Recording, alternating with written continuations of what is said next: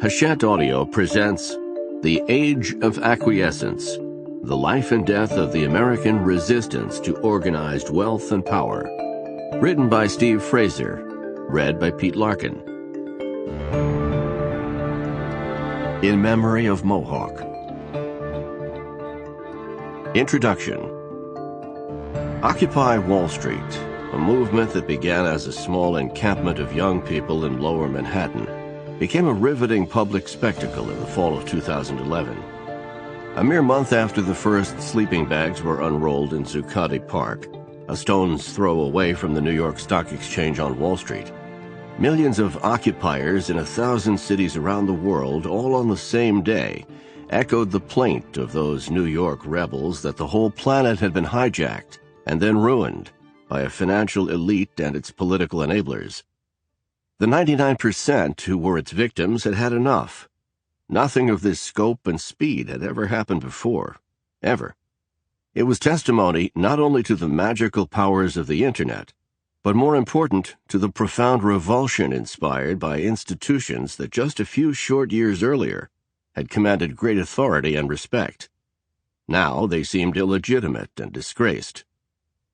Peering back into the past at a largely forgotten terrain of struggle against the street and the domination of empowered economic elites of all sorts, a historian feels compelled to ask a simple question.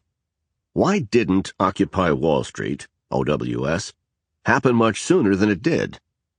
During those 3 years after the global financial meltdown and Great Recession, an eerie silence blanketed the country. Stories accumulated of Wall Street greed and arrogance, astonishing tales of incompetence and larceny.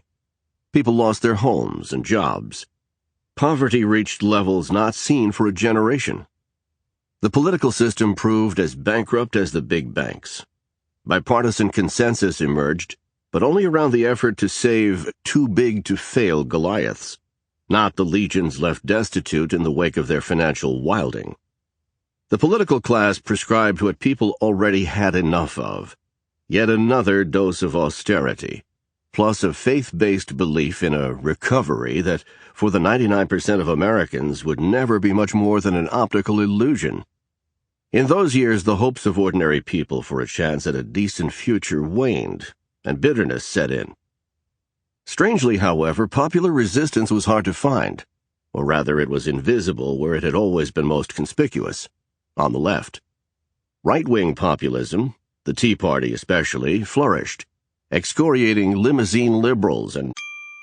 Sample complete. Ready to continue?